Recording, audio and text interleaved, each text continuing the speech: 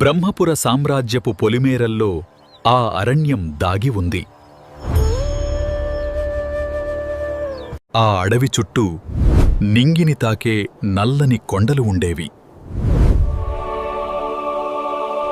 అక్కడ కేశవుడనే యువకుడు తన పశువులతో జీవించేవాడు. ముసలి తండ్రికి కేశవుడే సర్వస్వం. రోజూ తండ్రి పాలు అమ్మి ఇంటికి కావలసినవి తెచ్చేవాడు. వారిద్దరూ ఆ అరణ్యం మధ్య ఒక చిన్న పాకలో ఉండేవారు. ఆ కొండలపై ఏముందో చూడాలని కేశవుడికి ఎంతో కుతూహలం. కాని తండ్రి ఆ కొండలవైపు వెళ్ళొద్దని శాసించాడు. అక్కడ క్రూర మృగాలు, విషసర్పాలు ఉంటాయని తండ్రి నమ్మకం. పనిలేని సమయంలో కేశవుడు విలువిద్య సాధన చేసేవాడు. గురితప్పకుండా కొమ్మలను కొట్టడంలో వాడు సిద్ధహస్తుడు. అదిగో ఆ రాళ్ల మధ్య నుండి వింత శబ్దం. చూస్తుండగానే ఒక అద్భుతమైన జంతువు ప్రత్యక్షమైంది. గుర్రం వంటి శరీరం, గాడిద చారలు, నుదటిన మెరిసే వంటి కొమ్ము. ఇలాంటి ప్రాణిని కేశవుడు ఎప్పుడూ చూడలేదు, వినలేదు. భయం కలిగిన ధైర్యం తెచ్చుకుని బాణం ఎక్కుపెట్టాడు.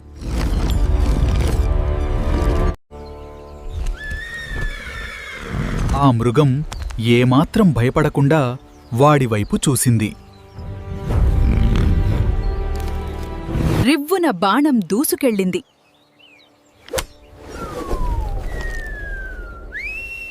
కాని అది వాయువేగంతో తప్పించుకుంది.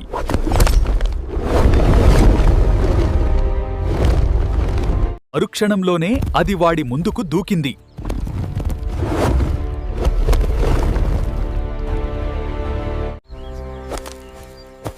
ప్రాణభయంతో కేశవుడు తన కర్రను అందుకోబోయాడు. అంతలోనే అది ఎంతో సాధువులా వాడి భుజం నిమిరింది. దీనికి మనసు తెలుస్తుందేమో,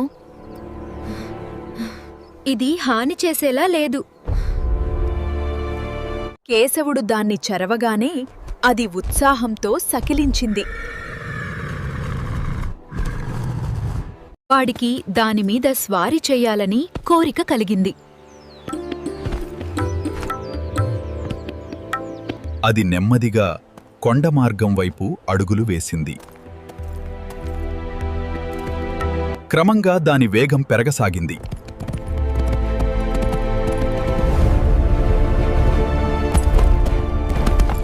బంతిలా ఎగురుతూ అది కొండపైకి దూసుకెళ్తోంది. ఓరి దేవుడో, ఇది నన్ను కొండమీదికి తీసుకుపోతోంది. అక్కడ క్రూర మృగాలుంటే నా పని అంతే. భయంతో కేశవుడు కిందకి దూకేశాడు. అది కూడా ఆగిపోయి వాడి చుట్టూ గిర్రున తిరగసాగింది.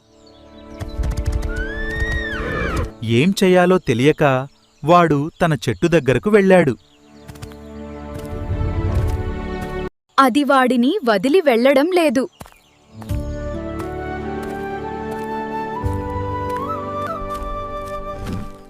దీన్ని నగరంలో అమ్మితే చాలా ధనం వస్తుంది కదా.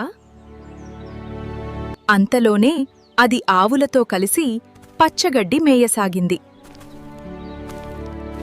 ఆవులు కూడా దాన్ని చూసి భయం మరచిపోయాయి. సాయంత్రమైనా అది కొండకు తిరిగి వెళ్ళలేదు. చీకటి పడుతుండగా అది కూడా వాడి ఇంటికి వచ్చింది. క్రూర మృగాలు రాకుండా చుట్టూ మంటలు వేశాడు.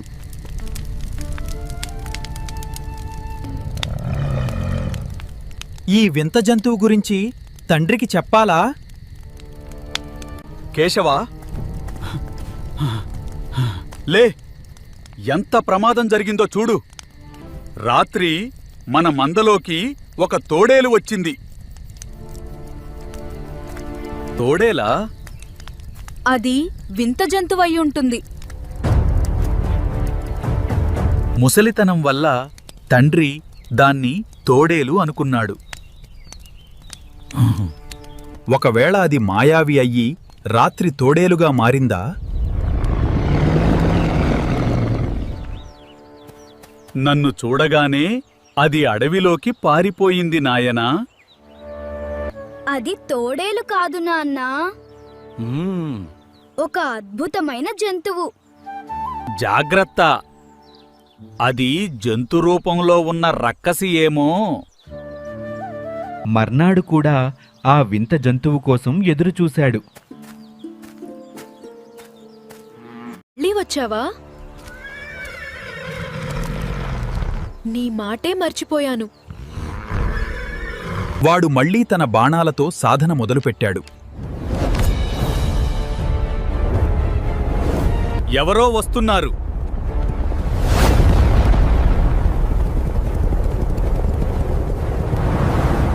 బ్రహ్మపుర మహాసేనాని అడవిలోకి ప్రవేశించారు. ఎవరీ బాలుడు? ఏకలవ్యుడిలా ఉన్నాడే. మహాసేనాని! అటు చూడండి. దేవతాశ్వం. ఇది మామూలు గుర్రం కాదు. ఇంతవరకు ఇలాంటిది చూడలేదు. దీన్ని ఎలాగైనా పట్టుకుని నగరానికి తీసుకురండి. ఇక కేశవుడి ప్రయాణం ఏ మలుపు తిరుగుతుందో. సేనాని ఆజ్ఞ వింటూనే ఒక భటుడు తన గుర్రాన్ని వింత జంతువు వైపు ఉరికించాడు. అదొక అపూర్వమైన జంతువని, రాజుగారికి ఇస్తే గొప్ప బహుమానం వస్తుందని సేనాని ఆశపడ్డాడు.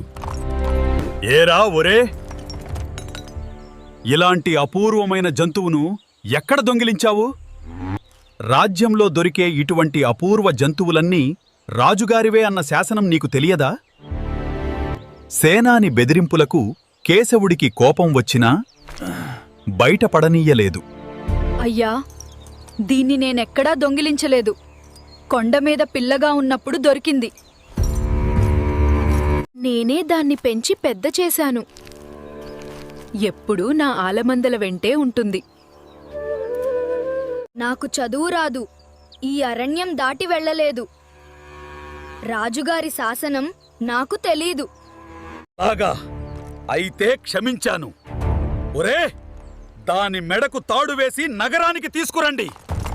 సేనాని ఆజ్ఞతో భటుడు ఉచ్చు బిగించి ఉన్న తాడును విసిరాడు. ఆ తాడు వింత జంతువు మెడకు పడి బిగుసుకుంది. భటుడు తాడు కొసను తన గుర్రం జీనుకు గట్టిగా కట్టాడు. జాగ్రత్త! నేను మళ్ళీ నెల రోజుల్లో ఒంటరిగా ఇక్కడికి వస్తాను. ఈసారి కొండమీద దొరికిన పిల్లను నాకు అప్పగించకపోయావో ఒళ్ళు చీరేస్తాను అని హెచ్చరించి ఆ భటుడు ముందు వెళ్ళుతున్న వాళ్ల వెంట బయలుదేరాడు. సేనాని భటుల నీచవర్తన కేశవుడి రక్తాన్ని ఉడికించింది. అతడు అంబుల పొదిలోంచి బాణం తీసి వాళ్లకేసి గురిపెట్టాడు. కాని అంతలోనే వాడు తన మనసు మార్చుకున్నాడు. ఛీ! ఎంత శత్రువునైనా వెనక నుంచి దొంగ దెబ్బ తీయకూడదు అనుకుంటూ కేశవుడు బాణాన్ని కిందకు జారవిడిచాడు. ముందుండి దారితీస్తున్న సేనాని ఆనందానికి అవధులు లేవు. రాజుగారికి అబద్ధాలు చెప్పి గొప్ప బహుమానం పొందాలని అతడు ఊహించుకుంటున్నాడు. ఒక కాపు కుర్రాడిని బెదిరించి తెచ్చినట్లు ఎవ్వరికీ తెలియకూడదని అనుకున్నాడు. తన పథకం గురించి భటులను హెచ్చరించాలని అతడు వెనక్కి తిరగబోయాడు. కాపాడండి!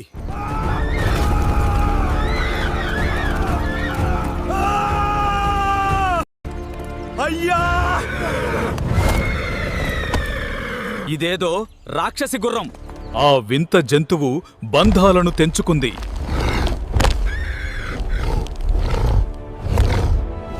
నా గుర్రాన్ని డొక్కలో పొడిచి చంపేసింది. నా మీదకు వస్తోంది. సేనాని తత్తరపడుతూ వెనక్కి తిరిగి చూశాడు. భటుడు! వాడి గుర్రం రక్తం మడుగులో విలవిలా తన్నుకుంటున్నారు. రెండో భటుడు భయంతో అరణ్యంలోకి ఉడాయించాడు.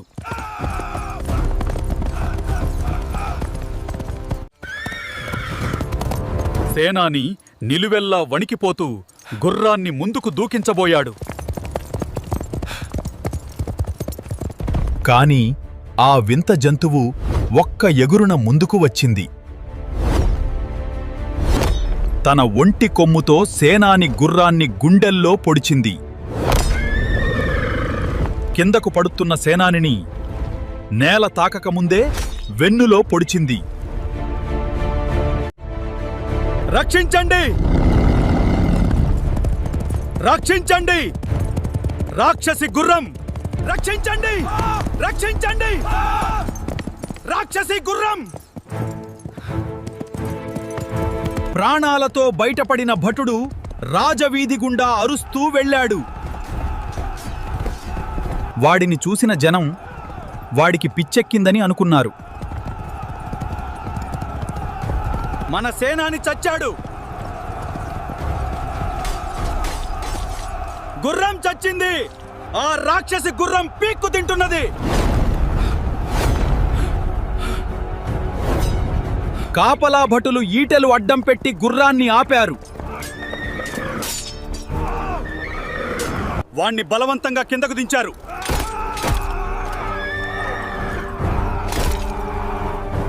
ఇంకా అరిచావో పొడిచేస్తాను, జాగ్రత్త! సేనా నాయకుడు ఎక్కడా? ఇంకెక్కడా సేనా నాయకుడు? ఆయన్ని ఆ ఒంటి కొమ్ము రాక్షసి గుర్రం తినేసింది. అంతలో అక్కడికి కాపలా వాళ్ల నాయకుడు వచ్చాడు. వాడి వాలకం చూసి పిచ్చెక్కిందని నాయకుడు అనుకున్నాడు. చికేకలు పెట్టకుండా నిజంగా జరిగిందేమిటో చెప్పు. మహాసేనాని అడవిలోనే ఉన్నాడా? అది రాక్షస గుర్రం. సేనాని గారిని బొక్క కూడా మిగల్చకుండా తినేసుంటుంది. ఆ జవాబు విని నాయకుడు ఈట లాక్కుని వాణ్ణి పొడిచేందుకెత్తాడు. అమ్మో! చంపేస్తున్నాడు! రక్షించండి!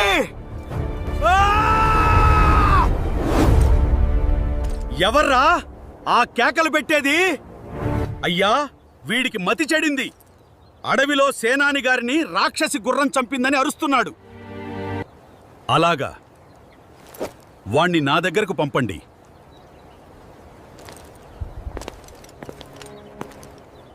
భటుడు భయపడుతూ మంత్రి గదిలోకి వెళ్ళాడు.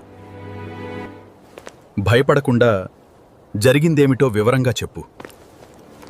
భటుడు స్థిమితపడి అరణ్యంలో జరిగినదంతా వివరంగా చెప్పాడు. అయితే ఆ ఇద్దరినీ జంతువు చంపుతుంటే నువ్వు దూరంగా నిలబడ్డావన్నమాట. లేదు ప్రభూ, నా తోటివాడిని చంపగానే నేను అరణ్యానికి అడ్డంపడి పారిపోయాను. అయితే సేనాని చావటం నువ్వు కళ్ళారా చూడలేదన్నమాట.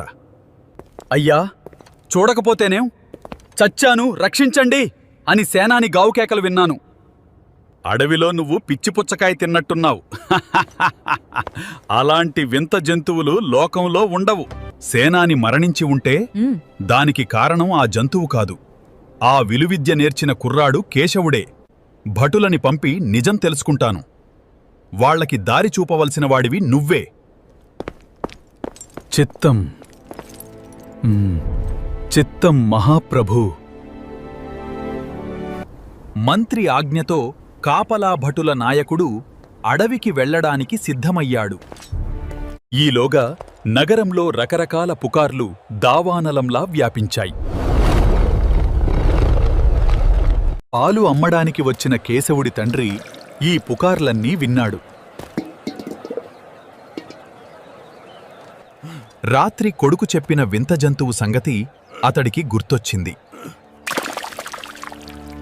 ఆ క్రూర జంతువు నా కొడుకు ప్రాణాలు తీసిందేమో అని వృద్ధుడి మనసు కీడు శంకించింది. నగరం దాటుతుండగా ఒక శత్రుదేశపు గూఢచారి సేనానిని చంపాడు అన్న పుకారు అతడికి వినిపించింది. రాజభటులు గూఢచారి అని పొరబడి తన కొడుకును చంపుతారని అతడు భయపడ్డాడు. ఆగమేఘాల మీద పూరిపాకకు చేరుకున్నాడు. కాని అక్కడ ఎవ్వరూ లేరు. ఎందుకైనా మంచిదని తన తండ్రి కాలం నాటి పాత కత్తిని చేతపట్టాడు. తన కొడుకు పశువులను మేపే కొండ ప్రాంతానికి ప్రాణాలు అరచేతిలో పెట్టుకుని పరుగెత్తాడు. కేశవుడు మామూలుగా కూర్చునే చెట్టు కింద క్షేమంగా కనిపించాడు. కేశవా, నిన్ను ప్రాణాలతో చూస్తాననుకోలేదురా బాబూ. నాన్న ఏమైంది? కత్తెందుకు తెచ్చావు? పుకార్లేమిటి?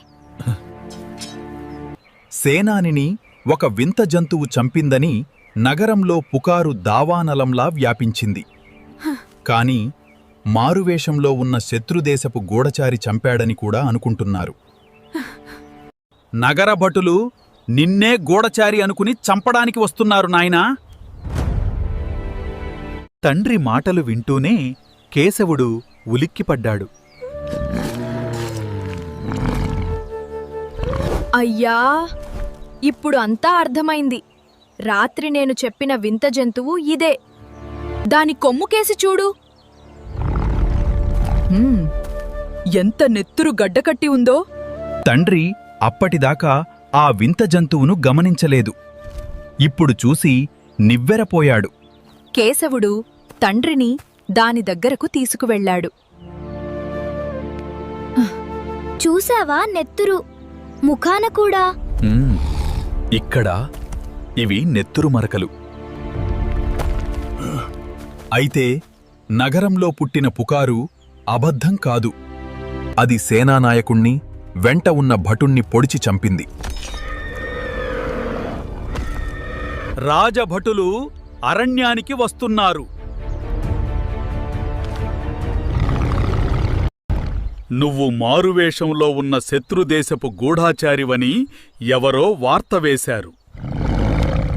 భటుల వల్ల నీకు అపాయం తప్పదు నాయనా. అందులో నా నేరం ఏమీ లేదు. సేనాని కొరివితో తలగోక్కున్నాడు.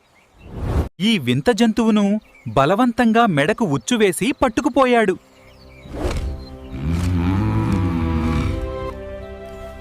బహుశా అది వాళ్ళని చంపి తిరిగి ఇక్కడికి పారిపోయి వచ్చి ఉంటుంది.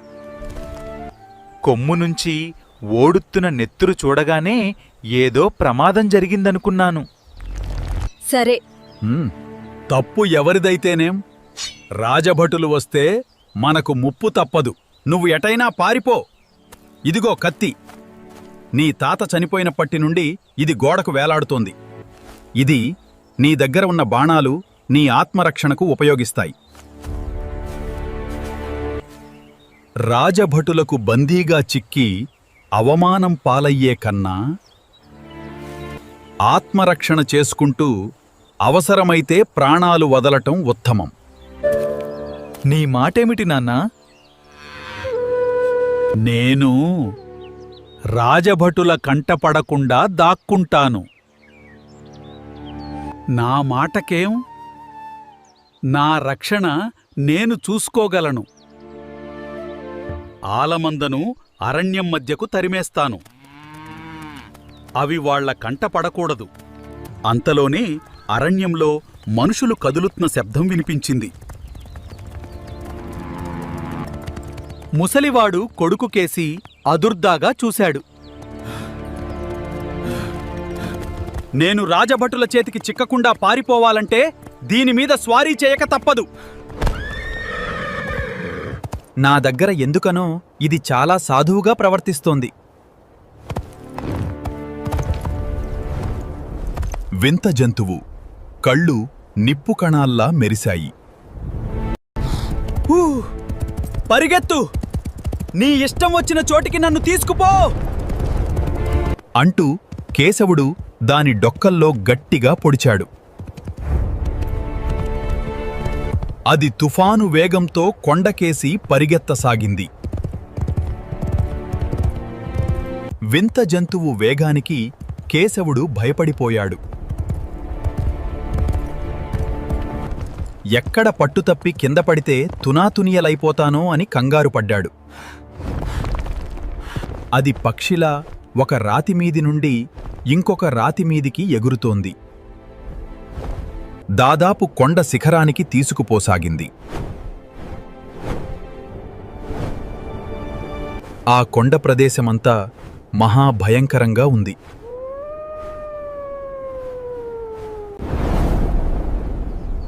ఎట్ల మీద పచార్లు చేస్తున్న చిరుత పులులు, గుహల ముందు సంచరిస్తున్న ఎలుగుబంట్లు,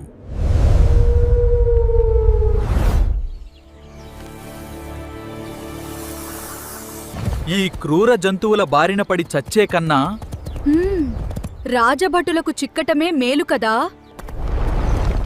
ఈ వింత జంతువు నన్ను మోసం చేసింది. కాని జంతువు మోసం చేయడం ఏమిటా అన్న సంశయం కలిగింది.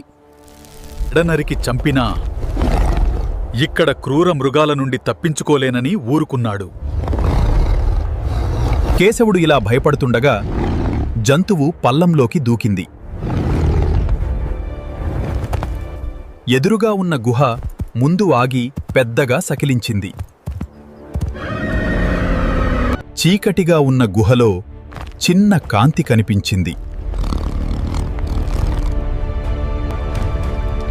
అంతలో పెద్ద కాగడా వెలుగు నల్లని పొగ కమ్ముకుంది.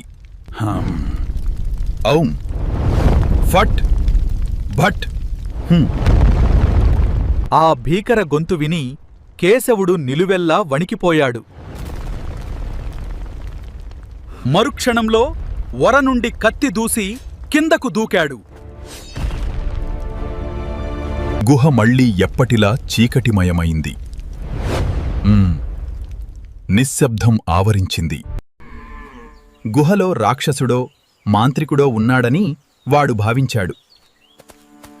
తన్ను పట్టుకోవటానికి వాడేదో పన్నాగం వేశాడని కేశవుడికి అర్థమైంది. పారిపోదామని చూస్తే ఆ వింత జంతువు అల్లంత దూరాన నిలబడి ఉంది. దాన్ని పట్టుకోవడానికి కేశవుడు ముందుకు దూకాడు. కాని అది చేతికందకుండా బండరాయి మీదకు ఎగిరింది. కేశవుడికి ఎక్కడలేని నిరాశ కలిగింది. ప్రాణాపాయ సమయంలో అది అందకుండా పోయింది. కత్తి, విల్లు పట్టుకుని గుహ ముందు నుండి వెనక్కి అడుగులు వేయసాగాడు. హఠాత్తుగా గుహలో పెద్ద కాంతి కనిపించింది. ఆ వెలుగులో సన్నని గడ్డం, నల్లని ముఖమున్న ఒక వికృతాకారుడు కనిపించాడు. వత్సా, భయపడకు, అభయమిస్తున్నాను. నిన్నే కాక నీ ముసలి తండ్రిని కూడా దుర్మార్గులైన రాజభటుల నుండి కాపాడే భారం నాది.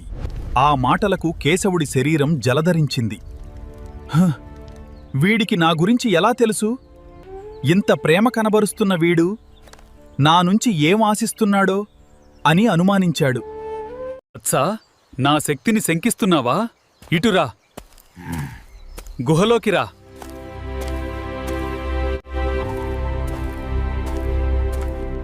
నా వెంట గుహలోకి వచ్చేందు భయమా? అడవిలో పుట్టి పెరిగాను. భయమంటే నాకు తెలీదు. ఎక్కడికైనా వస్తాను.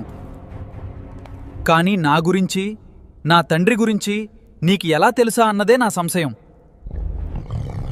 అంతేనా? గుహలోకి రా. నీ సంశయం తీరుస్తాను. గుహలో ఉన్న కాలభైరవుడి కళ్ళలోకి చూశావంటే లోకంలో ఏం జరుగుతోందో తెలుసుకోవచ్చు. కేశవుడు ధైర్యంగా అతడి వెంట గుహలోకి వెళ్ళాడు. చీకటిలో కొంత దూరం వెళ్ళాక రాతిలో తొలిచిన ఒక చిన్న బిలం కనిపించింది. అందులో కుక్క ఆకారంలో ఉన్న ఒక రాతి విగ్రహం. దాని కళ్ళు నిప్పు కణాల్లా మెరుస్తున్నాయి. వీడే కాలభైరవుడు, శత్రువుల పాలిట బ్రహ్మజముడు. జై కాలభైరవా! కేశవా, ఇప్పుడు కాలభైరుడి కళ్ళలోకి చూడు. అదుగో నీ తండ్రి, ఆవిగో నీ ఆవులు, కత్తులతో రాజభటులు. కేశవుడు ముందుకు వంగి ఆ కళ్ళలోకి తదేకంగా చూశాడు. అతడికి ఒక దివ్య దృశ్యం కనిపించింది.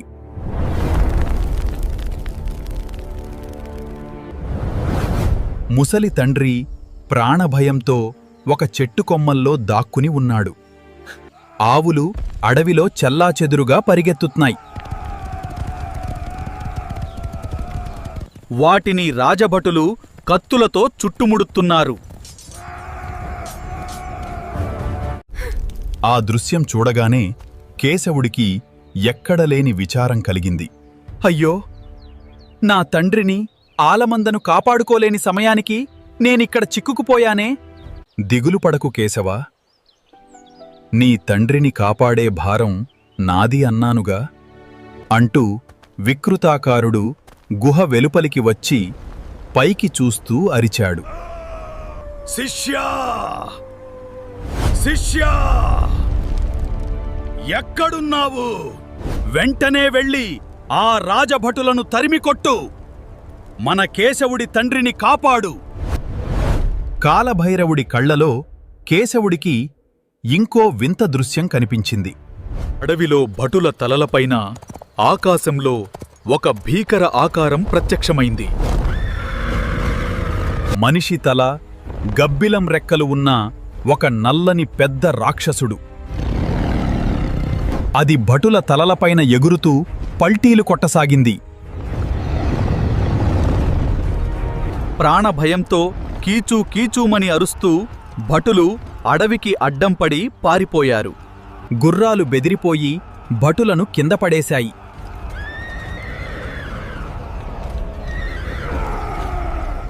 చెట్టుమీద ఉన్న తండ్రి ఊపిరి పీల్చుకున్నాడు. చెట్టుమీద ఉన్న తండ్రి ఊపిరి పీల్చుకున్నాడు. ఈ అద్భుతాన్ని చూసి కేశవుడికి వికృతాకారుడి శక్తులపై నమ్మకం కుదిరింది. చూశావా వత్సా, నా శక్తి ఏంటో తెలిసిందిగా. అసలు ఈ వికృతాకారుడు ఎవరు? కేశవుడిని ఎందుకు కాపాడాడు? రాజభటులను హడలెత్తించిన ఆ భీకరాకారాన్ని చూసి కేశవుడు ఆశ్చర్యపోయాడు. గబ్బిలానికి మనిషి తల ఉండటం వాడెన్నడూ వినలేదు, చూడలేదు.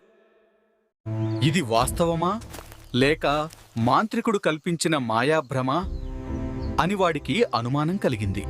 వత్సా, కేశవా, చూశావా కాలభైరవుడి శక్తి సామర్థ్యాలు? ఇక నీ తండ్రికి రానున్న ప్రమాదం ఏమీ లేదు. రాజభటులు పారిపోతారు. నీ ముసలి తండ్రిని కాపాడే భారం నాది. నీ భుజం మీద ఉన్న అంబుల పొది తొలగించు. మాంత్రికుడి మాటలకు కేశవుడికి ఎంతో కృతజ్ఞతాభావం కలిగింది. తండ్రిని కాపాడాడన్న నమ్మకంతో వాడు అంబుల పొదిని పక్కకు తీశాడుచు. వత్సా, అదృష్టవంతుడివి. నీది అమోఘమైన జాతకం. ఈ దెబ్బకు తిరుగులేదు. మూపు మీద మహారాజయోగాన్ని మోస్తూ పుట్టావు. నీకు ఆవగింజత సంశయం కూడా ఉండకూడదు. ఇప్పుడే తేల్చుకుందాం.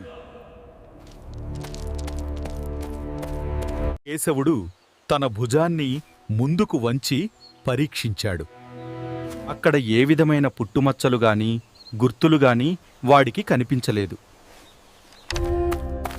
వత్సా, ఆ పుట్టుమచ్చ నీ కంటికి కనబడేది కాదు. ఇదిగో ఈ ఆకు పసరు రాయని నువ్వు కూడా దాన్ని చూడవచ్చు అంటూ ఆ పసరును కేశవుడి భుజానికి రాశాడు. పసరు తగలగానే పడగ విప్పిన నల్లని పాము ఆకారం అక్కడ కనిపించింది. కేశవా, ఇక మనకు వశ్యం కాని శక్తి అంటూ ఏదీ లేదు. భైరవుడు, ఆది భైరవుడు అందరూ మన ఇంటి పాలేళ్లు కాబోతున్నారు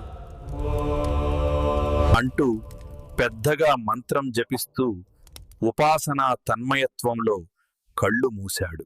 మాంత్రికుడు కళ్ళు తెరుస్తాడేమో అని కేశవుడు అక్కడే నిలబడ్డాడు. కేశవుడికి హఠాత్తుగా భయం వేసింది. ఒకవేళ వీడు నన్ను కాలభైరవుడికి బలి ఇవ్వడానికి తెచ్చాడేమో అనుకున్నాడు. ఆ అనుమానం రాగానే వాడు తన ఆయుధాల కోసం వెతికాడు. కత్తి, విల్లంబులు గుహ వాకిలి దగ్గర కనిపించాయి. ఒక్క దూకున అక్కడికి వెళ్ళి వాటిని తీసుకోవడానికి వంగాడు.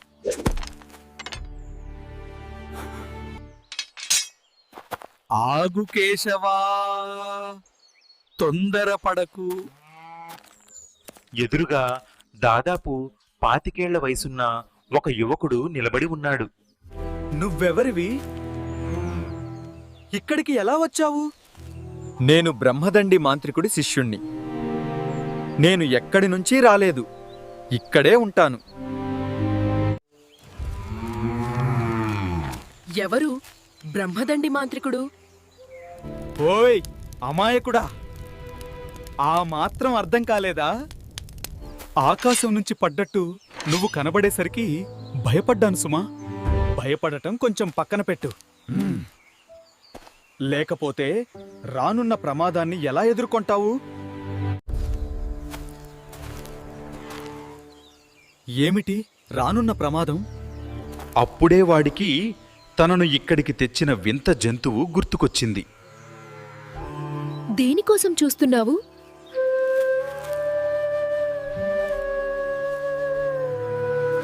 ఒక వింత జంతువును ఎక్కి నేనిక్కడికి వచ్చాను. అదేమైందా అని చూస్తున్నాను. యువకుడు పెద్దగా నవ్వాడు.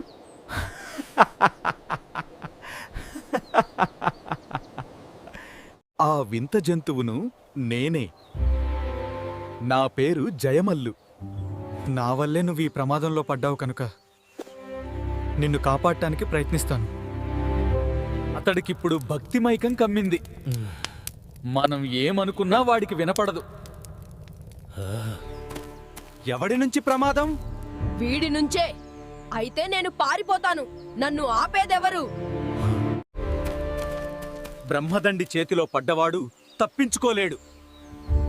మనం వాణ్ణి హతం చేస్తే తప్ప ఇక్కడి నుంచి ప్రాణాలతో పోలేము. అయితే ఆ పని ఇప్పుడే చేస్తాను. మైకంలో ఉండగానే తల నరుకుతాను. ఆగు. ఇప్పుడు వాణ్ణి చంపితే లాభం లేదు. నువ్వు కొండ దిగి అడవిలోకి పోగానే రాజభటులు నిన్ను వదిలిపెడతారా? రాజభటులను ఆ గబ్బిలం లాంటి రాక్షసుడు అడవిలోంచి తరిమేశాడు కదా. ఈ మాటలకు జయమల్లు పకపకా నవ్వాడు. జాగ్రత్తగా కిందకు చూడు.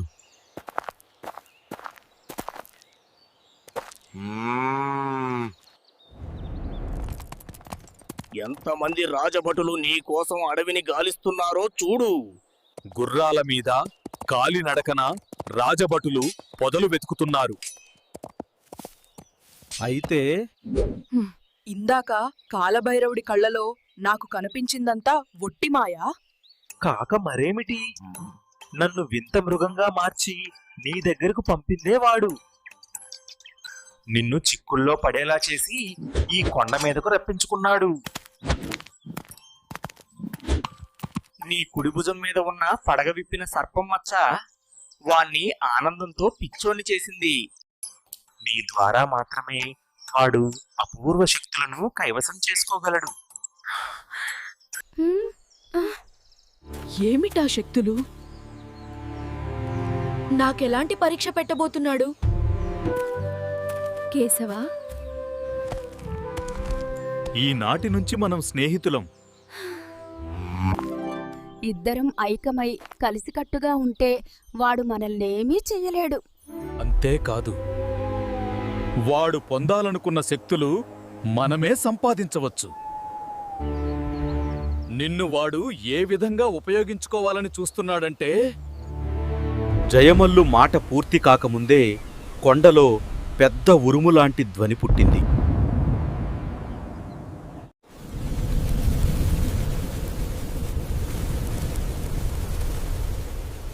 ఫెళఫెళమంటూ భయంకరమైన శబ్దంతో కొండ ఊగసాగింది.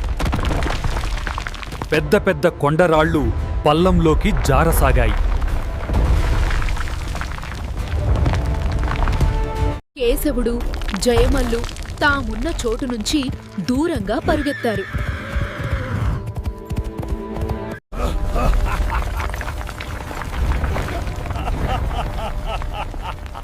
అమోఘ శక్తి కొండ కుదురు నుంచి కదులుతోంది. దీన్ని పక్షిలా ఎగరవేయగలను. కేశవుడు మాంత్రికుడి ఉన్మాదాన్ని చూసి నిశ్చేష్టుడయ్యాడు. అదుగో చూడండి, రాళ్ళు వాళ్లను ఎలా తరుముతున్నాయో. కేశవుడు, జయమల్లు కొండ దిగువకు చూశారు. భూకంపంలా కొండపైనుంచి పెద్ద పెద్ద రాళ్లు దొర్లుకుంటూ కిందకు వెళ్తున్నాయి. గుర్రాలెక్కిన భటులు ప్రాణభయంతో పారిపోవడానికి ప్రయత్నించారు. రాజభటులు పైకి చూసి ప్రాణాలు అరచేతిలో పెట్టుకున్నారు.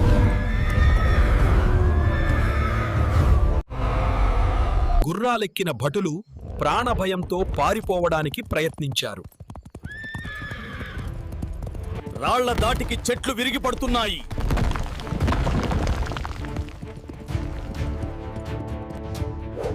రాళ్ల తాకిడికి భటులు అడకత్తెరలో చిక్కిన పోకల్లా నలిగిపోతున్నారు. ఆ భయంకర దృశ్యాన్ని చూసి కేశవుడు కళ్ళు మూసుకున్నాడు. బ్రహ్మదండి మాంత్రికుడు ఆ దృశ్యాన్ని చూసి తృప్తిగా తల ఊపాడు. కొద్దిసేపటికి కొండ కంపించడం ఆగిపోయింది.